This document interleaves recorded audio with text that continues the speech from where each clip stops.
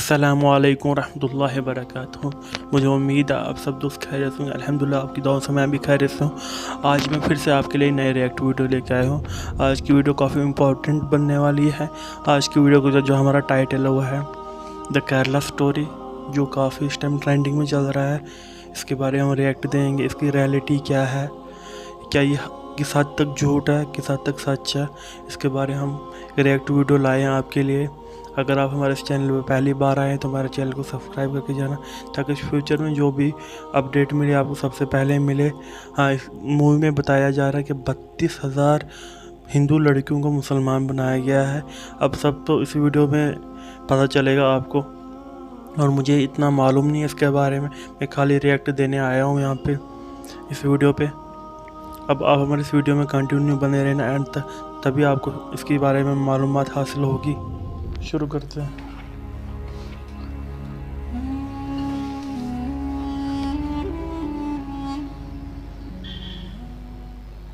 दोस्तों, पिछले 2-3 दिन से लगातार लगभग पूरे ही भारत देश में इंटरनेट पर एक मूवी को लेकर बहुत ज़्यादा चर्चाएं हो रही हैं।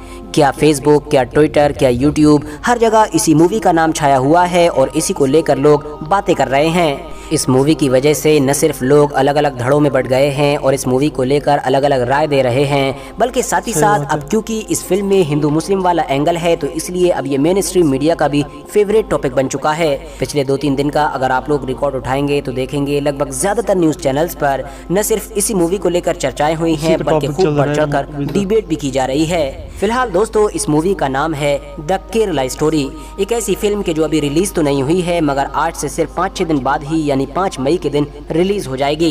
26 अप्रैल के दिन तो इसका ट्रेलर आया था, जबकि उससे भी कई महीने पहले यानी कि नवंबर सन 2022 में इसका टीजर आया था। टीजर आते ही इस मूवी ने पूरे देश में गदर मचा दिया था। हालात ऐसे हो गए थे कि जहां एक तरफ कुछ लोग इसको सपोर्ट कर रहे थे तो वहीं दूसरी तरफ बहुत सारे लोग खुलकर इसके विरोध में भी आ गए थे।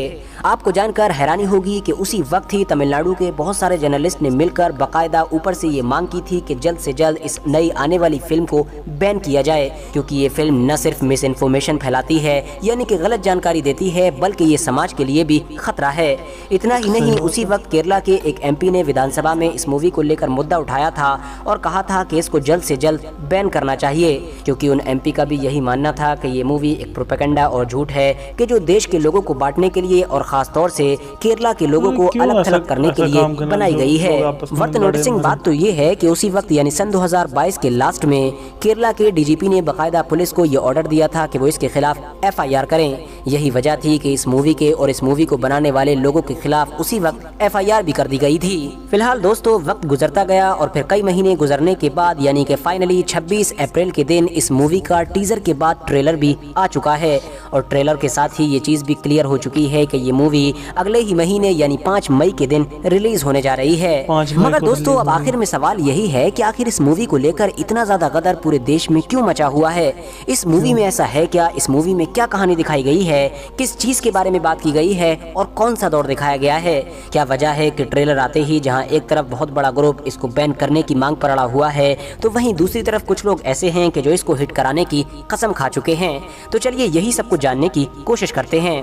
दरअसल दोस्तों, इस फिल्म की पूरी कहानी शालिनी नाम की एक ऐसी लड़की के आसपास घूमती है कि जो धर्म से हिंदू होती है और एक नर्सिंग कॉलेज में पढ़ाई कर रही होती है। फिल्म का ट्रेलर शुरू होते ही देखा जा सकता है कि ऑफिसर्स उस लड़की से पूछते हैं कि भाई बताइए तुमने IAS कब ज्वाइन किया। इसके जवाब में वो कहती है कि सवाल ये नहीं है कि मैंने कब ज्वाइन किया, बल्कि ये पूछो कि मैंने क्यों और कैसे ज्वाइन किया। और उसके बाद ही इस लड़की की पूरी जिंदगी की कहानी फिल्म के जरिए से शुरू होती है। मोटे तौर पर आप ये समझिए कि दरअसल इस फिल्म में ये दिखाने की कोशिश की गई है कि केरला के अंदर पिछले कई सालों से लगातार हिंदू लड़कियों को टारगेट किया जा रहा है, और उनको टारगेट पर लेकर बाकायदा पहले मुस्लिम लड़कियां बहला फुसलाकर उनका धर्म बदलवाती हैं, मुस्लिम लड़कों से दोस्ती करवाती हैं और फिर वो उनकी शादी भी करवा देती हैं। इस तरह से उनको न सिर्फ बड़ी तेजी के साथ हिंदू से मुस्लिम ही बनाया जा रहा है, बल्कि मुस्लिम बनाने के बाद उनको सीरिया और इराक जैसे इलाकों में भेजा जाता है, जहाँ पर उनको न चाहते हुए भी ISIS जैसी एक बड़ी टेररिस्ट ऑर्गेनाइजेशन को ज्वाइन करना होता है। फिल्म में दिखाई गई शालिनी नाम की लड़की की कहानी भी कुछ इसी तरह की है और फिल्म में ये दिखाने की कोशिश की गई है कि एक लड़की के जो पहले आम हिंदू फैमिली से हुआ करती थी और अच्छे खासे कॉलेज में पढ़ाई करती थी, किस तरह से जब वो मुस्लिम फ्रेंड से मिलना शुरू हुई तो उसकी ज़िंदगी में बदलाव आया और वो बदलाव इतना आगे तक पहुँच गया कि एक वक्त ऐसा आया कि उसने न सिर्फ एक मुस्लिम लड़के से शादी की और शालिनी से फातिमा बन गई और उसने फातिमा बनने के बाद IS जैसे एक बड़े आतंकवादी संगठन को भी ज्वाइन कर लिया। आप में से जितने भी लोगों ने ऑलरेडी नवंबर में आने वाला इस मूवी का टीजर देख रखा है तो वो अच्छी तरह से जानते होंगे कि टीजर शुरू होते ही दिखाया जाता है कि जो मूवी की एक्ट्रेस है यानी कि अदा शर्मा, वो कहती है कि मेरा नाम शालिनी है, मगर अब मैं शालिनी नहीं हूँ बल्कि अब मैं फातिमा बन चुकी हूँ और अब मैंने IS ज्वाइन कर रखा है, मगर अब मैं अफगानिस्तान की जेल में बंद हूँ और यहाँ पर मैं सिर्फ अकेली नहीं हूँ बल्कि मेरी तरह और भी ऐसी 32,000 ईसाई और हिंदू लड़कियाँ हैं कि जो पहले तो ईसाई और हिंदू हुआ करती थीं मगर बाद में उनको इस्लाम में कन्वर्ट करके IS ज्वाइन करवा दिया गया था। वो या तो जेल में बंद हैं या फिर ज़मीन में दफन हो चुकी हैं और ये सारा का सारा काम केरला में धड़ल्ले से चल रहा है और एक लंबे वक्त से चल रहा है। यानी मूवी के टीजर से ही खुले तौर पर यह मैसेज देने की कोशिश की गई थी कि केरला स्टेट के अंदर ऐसे बहुत सारे मिशन चल रहे हैं कि जिनके तहत हर साल हजारों की तादाद में लड़कियों को न सिर्फ दूसरे धर्म से इस्लाम में लाया जाता है बल्कि बाद में उनको आतंकवादी संगठनों में शामिल भी कर दिया जाता है। मगर दोस्तों अब सवाल यही है कि क्या सच में केरला में यही सब कुछ हो रहा है कि जैसा कि इस फिल्म में दिखाया गया है? क्या सच में कभी केरला की 32,000 हिंदू और ईसाई लड़कियों को जबरदस्ती मुसलमान बनाकर उनको इराक और सीरिया जैसे इलाकों में IS ज्वाइन करने के लिए भेजा गया था जैसा कि इस फिल्म में दावा किया गया है? तो मैं आप लोगों को बता दूं कि जब मैंने इस चीज के बारे में छानबीन करने की कोशिश की तो सबसे पहले मुझको द फेस्टिवल ऑफ भारत नाम का एक यूट्यूब चैनल मिला, जिस चैनल पर इस मूवी के डायरेक्टर यानी जिस इंसान ने इस मूवी को बनाया है उसका इंटरव्यू मौजूद है। इस इंसान का नाम है सुदीप तोसेन। इस इंटरव्यू में मूवी के डायरेक्टर से पूछा गया कि भाई आप लोग इतने धड़ल्ले से ये दावा कर रहे हैं कि केरला में 32,000 लड़कियों को जबरदस्ती IS ज्वाइन करवाया गया था इस्लाम धर्म अपनाने के बाद, तो आखिर आप लोगों के पास ये 32,000 वाला आंकड़ा आया कहाँ से? इसके जवाब में शुरू में तो डायरेक्टर ने ये कहा कि दरअसल ये आंकड़ा मेरा नहीं बल्कि ओमन चांडी का है। ओमन चांडी दरअसल किसी दौर में केरला के CM हुआ करते थे।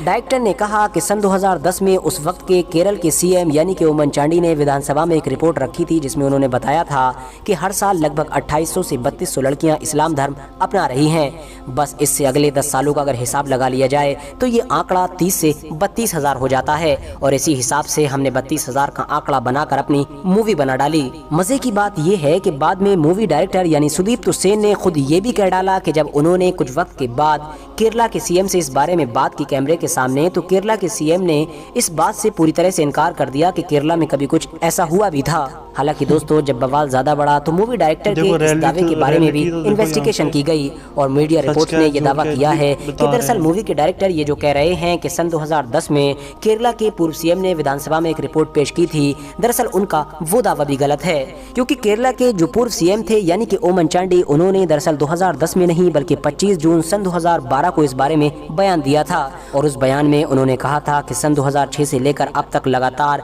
हमारे राज्य में 2667 लड़कियों ने इस्लाम धर्म अपनाया है।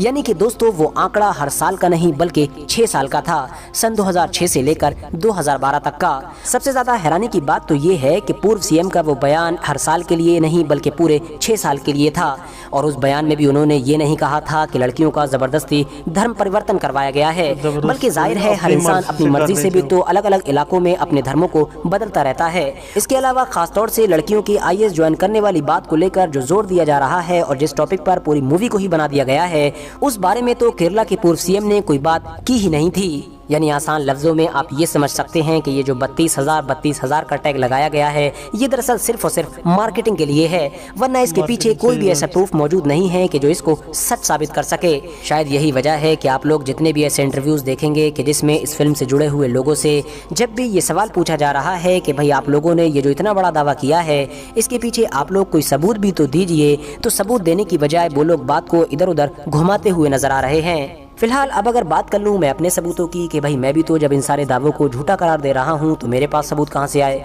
तो दोस्तों आप लोगों को इस वक्त इंटरनेट पर अलग अलग मीडिया संस्थान के ऐसे बहुत सारे आर्टिकल्स मिल जाएंगे कि जो ऑलरेडी इन सारे दावों की पड़ताल कर चुके हैं और इनको झूठा करार दे चुके हैं। इवन इन सारी मीडिया संस्थानों में लल्लन टॉप जैसा बड़ा नाम भी शामिल है। फिलहाल जैसे जैसे इस मूवी की रिलीज डेट करीब आ रही है, वैसे वैसे इस पर राजनीति भी खूब बढ़ चढ़ कर की जा रही है। कांग्रेस भी इसके खुले तौर पर विरोध में आ चुकी है, बल्कि कांग्रेस के लोग तो ये तक दावा करने लगे हैं कि क्योंकि बीजेपी पार्टी साउथ में काफी कमजोर है और साउथ के इलाके में कभी जीत नहीं पाती है, स्पेशली केरला में उसको सीट्स मिलती नहीं है, तो इसीलिए वो चाहती है कि वहां पर भी इस तरह की फिल्मों को लॉन्च करके लोगों को डिवाइड करे और डिवाइड एंड रूल की पॉलिसी से वोट हासिल करे। तो वहीं दूसरी तरफ बीजेपी न सिर्फ इस मूवी को रियल बता रही है, बल्कि इसको सपोर्ट करने की मांग भी कर रही है और कह रही है कि कांग्रेस तो इसका विरोध इसलिए कर रही है क्योंकि ये सब कुछ अभी तक कांग्रेस ने ही होने दिया है। फिलहाल दोस्तों, आप लोग इस मूवी को लेकर क्या सोचते हैं, कमेंट्स बॉक्स में अपनी राय जरूर दें। मुझे उम्मीद है आपने ये वीडियो मुकम्मल देख ली होगी। तो केरला स्टोरी के बारे में हमने जाना, रियलिटी क्या है, सच्चाई क्या है, आपने खुद ही देख लिया। अगर आप हमारे इस चैनल पे पहली बार आएँ तो हमारे चैनल को सब्सक्राइब करके जाना, ताकि फ्यूचर में जो भी वीडियो हम अपलोड करो वो आपको सबसे पहले अपडेट मिले। आप अपना ख्याल रखें, अपने घर वालों का ख्याल रखें। अल्लाह हाफिज़।